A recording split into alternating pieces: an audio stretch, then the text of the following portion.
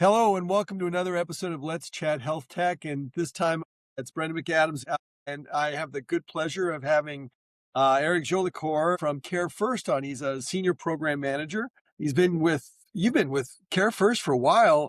I've been 20 years in federal and regulatory programs in healthcare and an MBA and all that sort of stuff. And so what I thought we'd do, and a previous customer of mine, so we might dig into that a little bit. But I thought it'd be kind of nice to have you on, Eric, because you're inside the health plan, you're inside Care First, and so you kind of know how health plans operate. And so I thought we'd take advantage of your expertise and experience and have you kind of demystify how things happen inside of a health plan. So is that fair? Yeah. Yeah. And clearly I have a lot of wisdom. I mean, this is really It's- showing my gray That's here. right. So That's right. It's not all apparent just from the image either. I mean, there's some of it's deep inside there if you get at it. So anyway. they'll also almost give anybody an MBA. So, So like, let's start. Tell me a little bit about, I mean, you're on the network management side. Why don't you tell people a little bit about what it is you do on a day-to-day basis, and then I can kind of dive in as well. yeah, I a lot of times I just explain to people that I'm the air traffic controller. So, I'm doing a lot of managing higher, lower, the work across the board, multiple work streams of different things. I would say the biggest thing I'm working on, and that my program manager title is attached to, is our provider data accuracy. So that's what I try to spend most of my focus on. And anybody that's familiar with provider data in the health payer industry knows that it's a bear to deal with. So, I also am handling compliance items. And as you and I met through doing validation, verification of provider Yep. data Yep.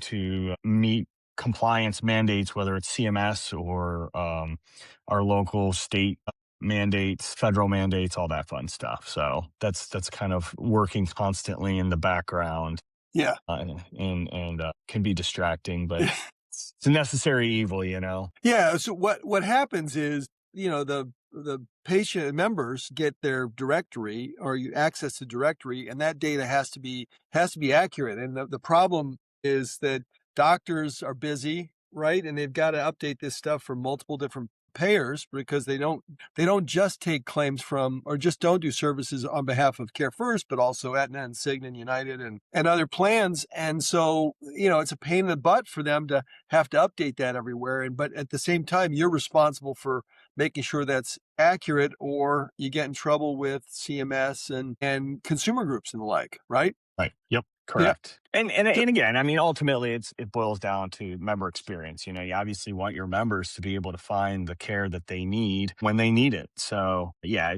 and again, I think the biggest challenge with it is it's not Care First data, it's not Aetna's data, it's not any Blue Cross Blue Shield's data. It's the provider's data. But you nailed it with, they're trying to see patients, they're trying to keep people healthy, and to have to maintain that data everywhere it's challenging, but again, needs to happen. Yeah. So Yeah. And you either do it yourself, you try and do self-service and the like, or you hire outside vendors. That's how you and I got to work together, is, I was doing some of that work for you. So, so what's it like? So the reason why I want to have you on is because I wanted to get your perspective, because you're the other side of the equation. If I were the vendor, you're the customer. Like, what's that? What are the sorts of things that you have to wrestle with when you deal with vendors? I would say the biggest thing, my experiences is, and again, this is not special to this area, but Yeah. all the competitors all want to claim that they can make the widget better, and they're making the same widget. So, it's kind of trying to rifle through it and go, okay, is this really something that you're claiming is the greatest thing on earth, or it's the same thing that this vendor over here is doing and that one's also doing it? And the more I'm getting pulled into that world as we're progressing our program, I'm starting to kind of unveil that and notice that, and catch, they're saying things, and I'm like, wait, hold on now.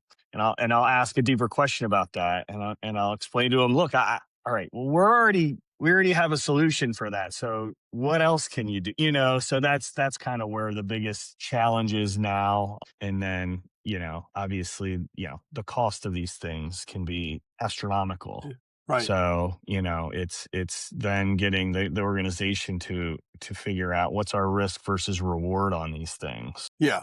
And do you have any particular like anecdotes or are there certain things certain advice that you would give a vendor? Like what are the sorts of things that would position a vendor well inside your, in terms of being considered for a given project or solution or what have you? I mean, what Be patient yeah, because because the process it's grueling. Again, you're dealing with payers, but we are also dealing with government compliance, with CMS compliance. We're dealing with a lot of things all at the same time. So, and it also kind of depends on where they are in their journey of getting to provider data accuracy. I mean, we've came over a huge hurdle over the last 2 years. So, I've been talking to vendors for years now, and I understand that. I know how like IT sales works. I mean, it is a long process in general, usually. But I think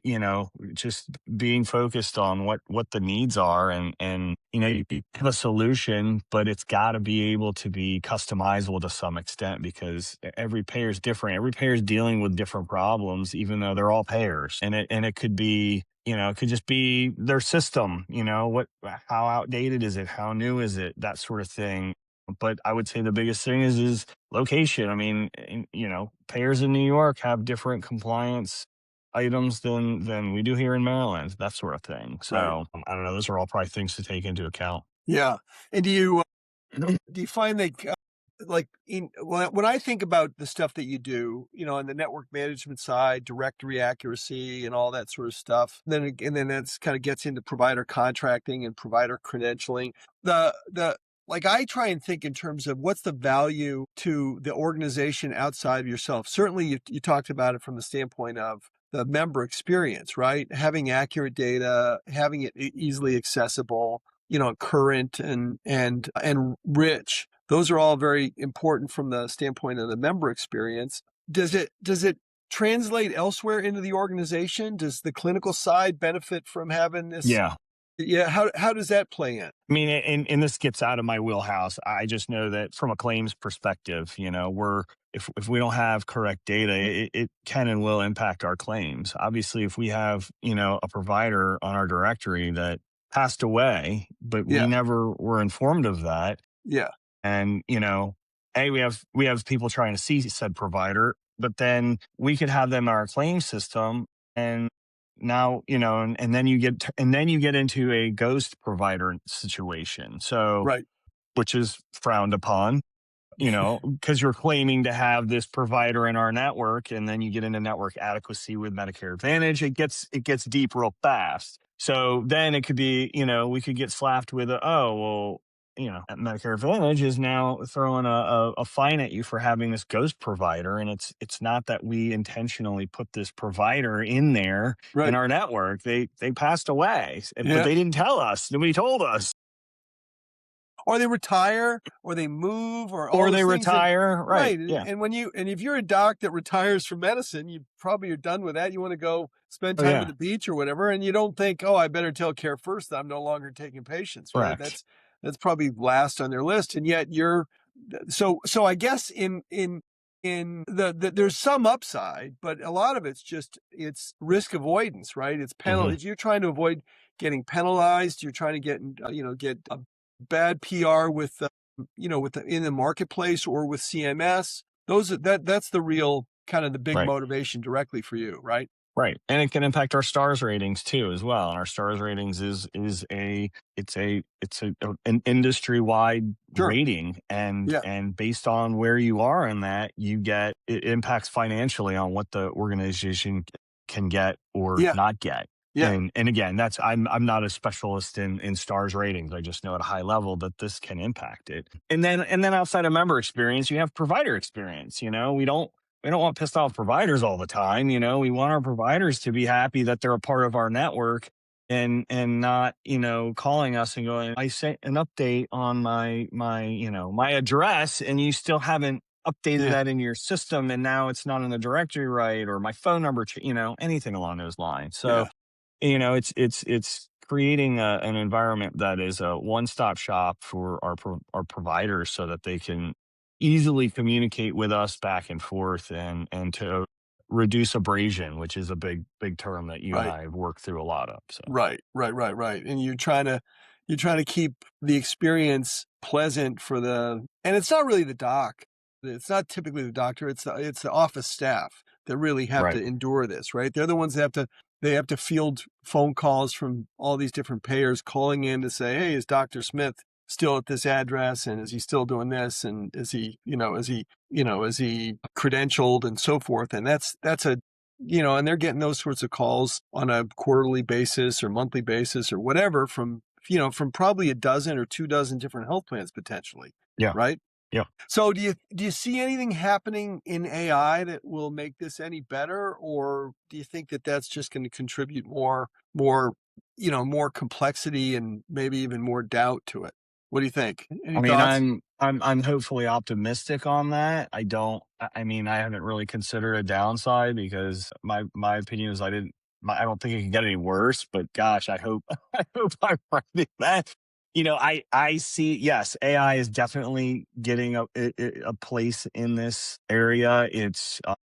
I'm excited for it, because a big part of it all is manual intervention and manually having to make updates, because we have I think it's like 1 million data points that we have Yeah, to manage across the provider's directory data, sure.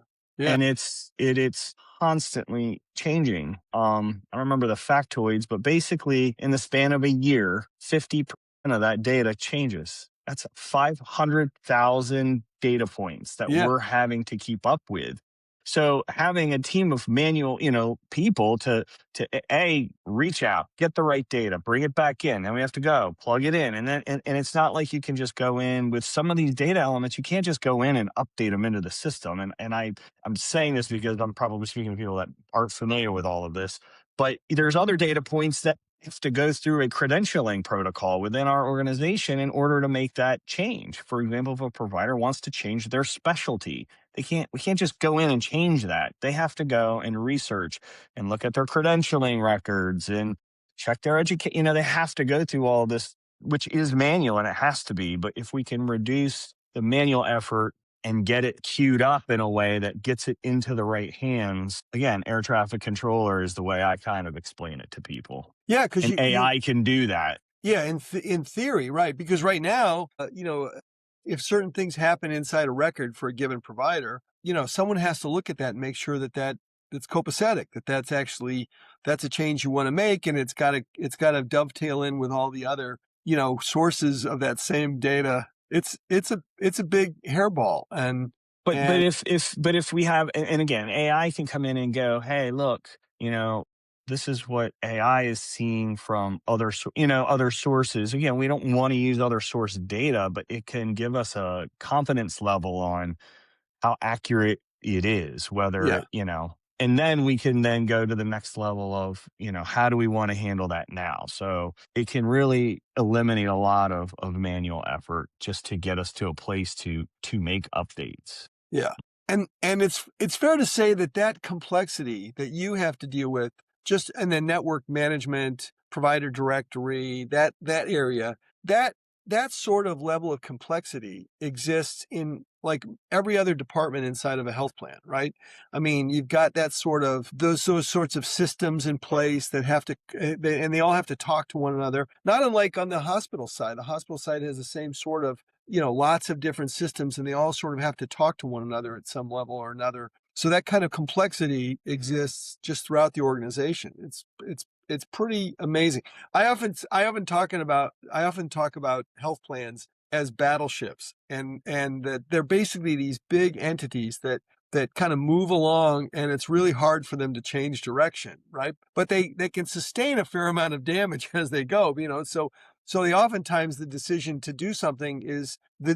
is to do nothing, is to just stick with the current Right. system, the status quo.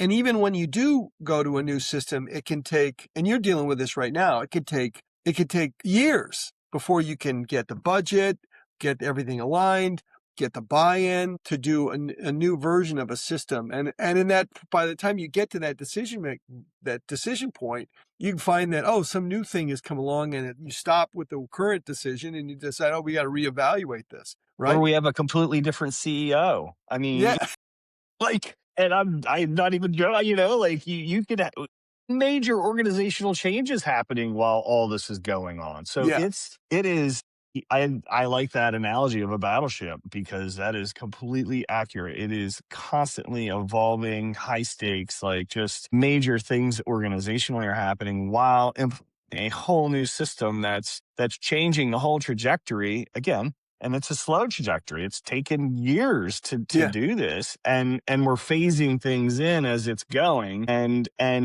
while we're still phasing it in, and we're still trying to figure out how we're changing how this whole thing works. People are going, "Oh, this is a really powerful tool, and we could use this for this, this, and this." So now we're adding to it and yeah, going, "Oh, well," and which is a good thing because yeah, to your point, we've got all these silos and they're all doing their own thing, but they all have to talk together. So, right, you know, if we have a system that can actually allow that to happen, yeah, then it's going to improve the full picture and functionality. So, yeah. yeah, It, it's rem- it reminds me of one of the other big blues plans has a claims engine that was built by one of the other plans, and they're now trying to get out from under this claims engine, this claims processing system, mhm, and it's basically, it stalls everything.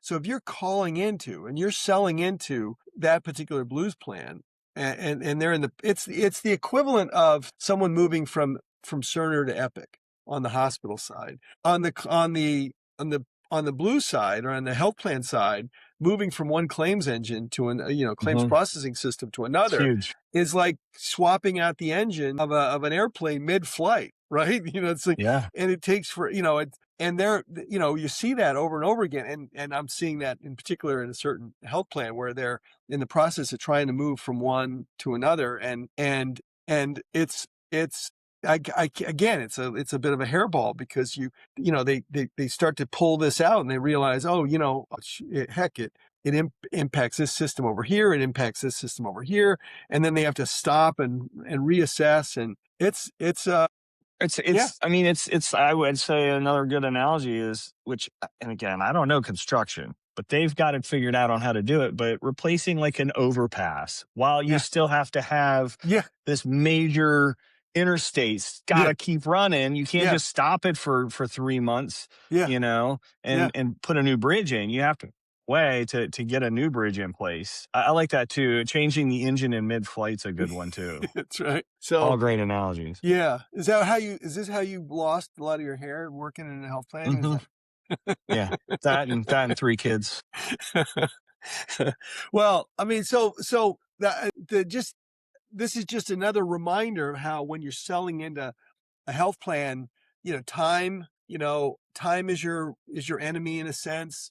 Time, complexity, and the amount of change, and the just all the contingencies that the health plan customer, has to contend with internally. And Mhm. so if you're a salesperson calling into that environment, you have to have a really good appreciation for all the people involved, all the moving parts, the buyout, the sign-offs you have to get, the collaboration you have to consider, the who all's affected by whatever the new thing is that you're trying to introduce. And if it's you're right. And so, yeah, yeah. And so, And making sure captured all of that, and that's the thing too is I'm the one talking to the vendors, but I'm not the decision maker here. right. I'm just sharing it, and I can see value in it, and I can pitch it and align that. But if the decision makers aren't bought into it, they have some other project that they're invested in, then it's going to get pushed. Or what was the other thing that happened recently?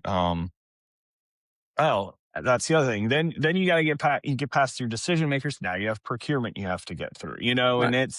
it's a hard climb. And again, I've never worked in any other major, industry other than healthcare payer industry. So it could be the same way elsewhere. I'm just not It's yeah, privy to it. I've sold into telecom and I've sold into financial services, and it's while it's complex and there are lots of moving parts, it's not nearly as complicated. It doesn't have the same level of regulatory, consideration.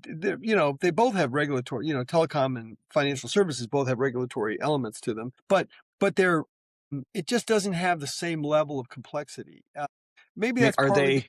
are they constantly that's the other thing is we're constantly getting new regulations thrown at us. Yes. Every year, multiple regulations coming at us that are new, or they're amending and enhancing an existing one, and it's just constant. I learned this, particularly many years ago when I was selling to what is now CMS. And there was a bill that was passed years ago called Medicare Plus Choice, and it became what is Medicare Advantage. And it was basically because the Congress had passed this law that Medicare Plus Choice was now going to be an option, and it caused CMS to have to scramble to come up with a system of record and all this sort of stuff. And so the regulatory components can be the sort of thing that can be introduced on a whim. If some congressperson in Texas decides, hey, I'm going to pass a bill that does this. I mean, we're seeing this right now with the big beautiful bill and what's going to happen with Medicaid. I mean, and we're months away from seeing real changes that health plans and especially hospitals and providers are going to have to contend with, in the months ahead. And these are all based on regulatory things that just come up, in the course of a few sessions of Congress or one session of Congress. So you're having to deal with all that as well. Yeah. Right.